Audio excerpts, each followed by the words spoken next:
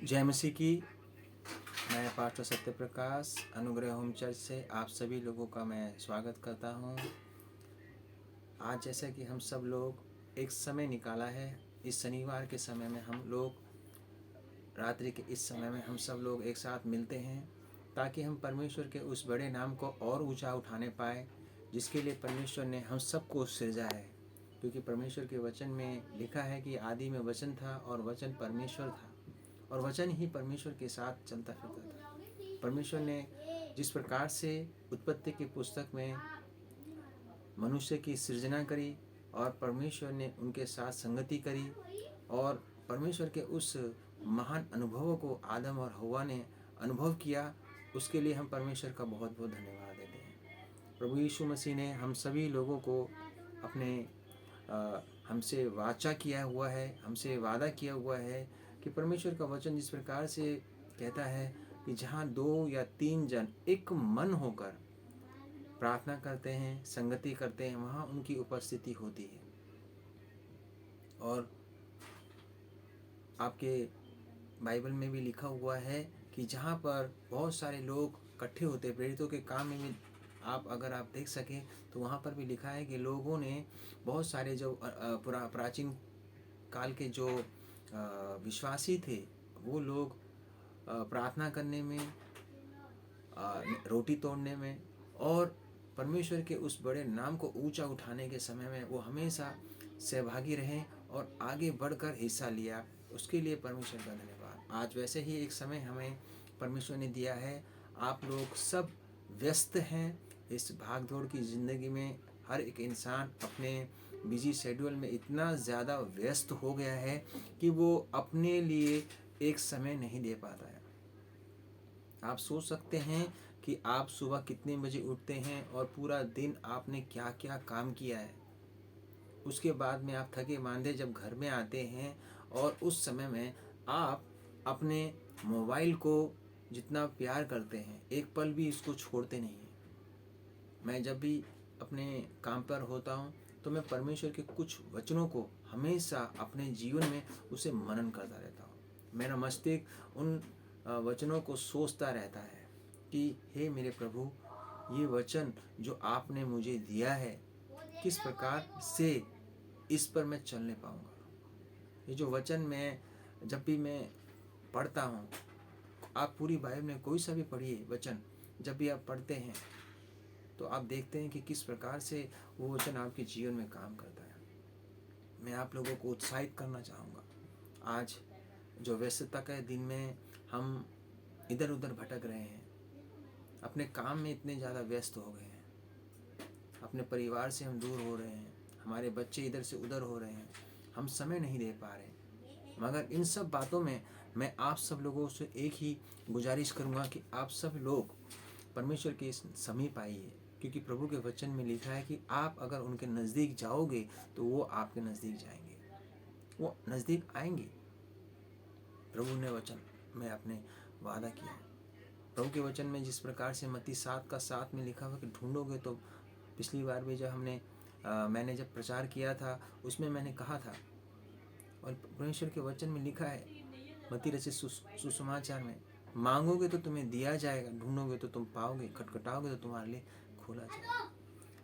परमेश्वर का वादा है कि मांगने से मिलता है, ढूंढने से हम पाते हैं और खटखटाने से हमारे लिए खोला जाएगा। ऐसी कोई भी समस्या हमारे जीवन में नहीं है जिसके लिए हम इधर उधर भाग सकें। परमेश्वर के लिए कुछ भी असंभव नहीं। आइए हम वचन को पढ़ते हैं और परमेश्वर के वचन से हम मनन करते हैं कि आज का वचन हमारे जीवन में क्या काम करने वाला है। परमेश्वर का वचन आज हमारे जीवन में क्या बातचीत करने वाला है। किस प्रकार से हम अपने व्यस्तता के जीवन में जो हम खो गए हैं, हम किस प्रकार से अपने व्यस्त जीवन को सुधार करें और परमेश्वर के साथ संगति करते हुए आगे बढ़ें। दाऊद कहते हैं, यहोवा मेरा चरवाहा और मुझे कुछ घटी नहीं हो। In English, the Lord is my shepherd, I shall not want. It is true. When we trust upon the Lord in full heart, He became our shepherd. And shepherd never be fail in the time of trouble. David says, in the time of trouble, he is very helpful, very much helpful. देखते हैं. That is why he was singing, though I walk through the valley of shadow of death, I will fear no evil.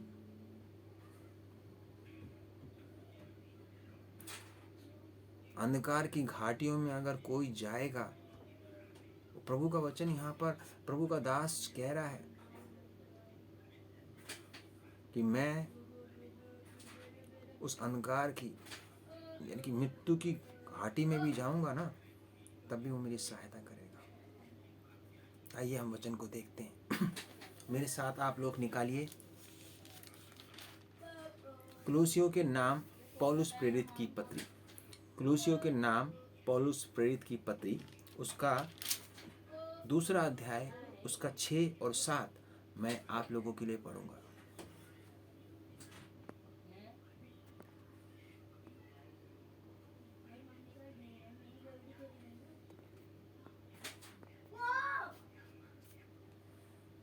अतः जैसे तुमने मसीह यीशु को प्रभु करके ग्रहण कर लिया है, वैसे ही उसी में चलते रहो और उसी में जड़ पकड़ते और बढ़ते जाओ, और जैसे तुम सिखाए गए वैसे ही विश्वास में दृढ़ होते जाओ और अत्यधिक धन्यवाद करते रहो। आइए हम प्रार्थना करें। पिताजी, हम आपका धन्यवाद देते हैं कि आपने हम सबको संभाल के रखा, उसके लिए भी आपका धन्यवाद। इस वचन के सुने जाने से, पढ़े जाने से हम सभी को प्रभु जी आशीष दे, और प्रभु इस वचन के द्वारा आप हमें हमारे चिंतन में प्रभु जी उस बात को बताइए, ताकि हम उस बात को ज्ञात करने पाए, जानने पाए, समझने पाए कि आज हमारे व्यस्त जीवन में क्या कमी रह गई है जो पूरी नहीं हो पा रही है। आप हमारी सहायता कीजिए मनन करने में, ताकि हम प्रभु उस गहराई की बातों को हम समझ पाए, जिसके द्वारा प्रभु हमारे जीवन में आशीष है। धन्यवाद देते हैं। सारी आदर और स्तुति आपको देते हुए प्रार्थना विनती हमारे उद्धारकर्ता प्रभु यीशु मसीह के नाम से मांगते हैं। सुने और दया से ग्रहण करें। आमीन। देखिए, यहाँ पर भी परमेश्वर का वचन जो कुलुसियों की पत्री में प्रभु के दास पौलुस बता रहे हैं। मैं इसके बैकग्राउंड में नहीं जाऊंगा, क्योंकि इसका बैकग्राउंड काफ़ी बड़ा है, हमारे पास समय बहुत कम होता है। यहाँ पे लिखा है, अतः जैसे तुम मसीह यीशु को प्रभु करके ग्रहण कर लिया है। एक बात मेरे प्रिय लोगों, हमें बहुत ही समझने की ज़रूरत है कि जब हम प्रभु यीशु मसीह को अपना प्रभु जानकर ग्रहण कर लेते हैं, हम उन्हें अपना मालिक कह के ग्रहण कर लेते हैं, तो हमें उनमें चलना है। क्योंकि प्रभु के वचन में साफ तौर से लिखा हुआ है, प्रभु कहते हैं यूहन्ना की पत्री में, तुमने मुझे नहीं चुना, मैंने तुम्हें चुना है। What a blessed. We are the blessed people because God has chosen us and called us to be children of God. हम सब लोग जो प्रभु यीशु मसीह को अपना प्रभु, अपना मालिक जानकर ग्रहण कर लिए हैं, हम सब प्रभु परमेश्वर के बच्चे हैं, प्रभु के बच्चे हैं। और प्रभु के बच्चे किस प्रकार से चलते हैं, वैसे ही उसमें चलते रहो। एक छोटा बच्चा अपने पिता के उंगली पकड़ के चलता है, अपनी माता का पल्लू पकड़ के चलता है, वैसे ही चलते हैं। जैसे कैसे? उसमें जड़ पकड़ते हुए। जड़ का मतलब है पेड़ से रूट है, रूट से। नोवा के दिनों में याद रखिए, सारा संसार व्यस्त हो गया था, किसी के पास समय नहीं था जैसे आज है। नोवा के दिनों में आप देखेंगे कि कोई सा भी व्यक्ति जो है, एक भी व्यक्ति, प्रभु के वचन में कहा है, नोवा के दिनों में जब वो फ्लड आने वाला था, वहाँ पर कोई भी व्यक्ति परमेश्वर के पास नहीं था। सब भाग रहे थे इधर से उधर, उधर से, सब अपने अपने जीवन में व्यस्त थे। नोवा उनको चिल्ला रहा है, मगर परमेश्वर ने पूरी दुनिया में सिर्फ एक ही व्यक्ति को पाया जो धीरज के साथ क्या करा, परमेश्वर की बाट जो रहा था, वो रुका हुआ था।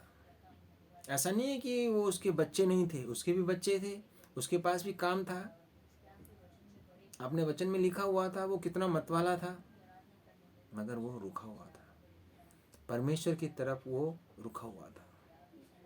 जब परमेश्वर हम सबको बुलाते हैं तो हम कई बार उनकी नहीं सुनते, मगर परमेश्वर का वचन यहाँ पर बताया जा रहा है कि हम उनको धीरज के साथ सुने। व्यस्तता के जीवन में क्या कहा परमेश्वर का वचन यहाँ पे, क्या उसी में चलते रहो, उन्हीं में हमें चलना है, मसीह यीशु में चलना है, क्योंकि वो हमारे आगे आगे गए और उन्हीं में हमें जड़ पकड़ना है। जड़ पकड़ने का मतलब है कि हमें उन बातों को गहराइयों के साथ में समझना है और उनको पकड़े हुए आगे चलना है। आमीन। और बढ़ते जाना है, और उसी में लिखा है आगे, और जैसे तुम सिखाए गए वैसे विश्वास में दृढ़ होते जाओ। दृढ़ होना बहुत ही आवश्यक है मेरे प्रिय लोगों। Be strong. जोशुआ की आप पुस्तक पढ़ते हैं उसका पहला अध्याय में, तो आप देख सकते हैं कि जब मूसा यानी कि मोसेस ही वाज डेड, परमेश्वर ने मूसा अब मर चुका है। जोशुआ की पुस्तक पहले अध्याय में देखेंगे आप, और जोशुआ को कहा जाता है बी स्ट्रॉन्ग, बी स्ट्रॉन्ग। क्यों? वो सोच रहा है इतनी भारी भीड़ को मैं किस प्रकार से चलाऊंगा। अब मूसा मर चुका है, ये जो भीड़ मेरे पीछे खड़ी है ये बहुत बड़ी है, मेरे पास ऐसी कोई योग्यता नहीं है कि मैं इस भीड़ के आगे आगे चलूं। कई बार हम भी ऐसे ही होते हैं। आप में से कई लोग माता पिता होंगे, मैं भी अपने 2 बच्चों का पिता हूँ। मुझे भी कई बार ये एहसास होता है कि इतनी बड़ी जिम्मेदारी मैं किस प्रकार से निभाऊंगा, अपनी पत्नी का ख्याल किस प्रकार से रख पाऊंगा, अपने दोनों बच्चों को उनको पढ़ाना लिखाना, उनकी ज़रूरतों को पूरा करना आजकल की इस महंगाई में किस प्रकार से संभव है ये मैं नहीं जानता।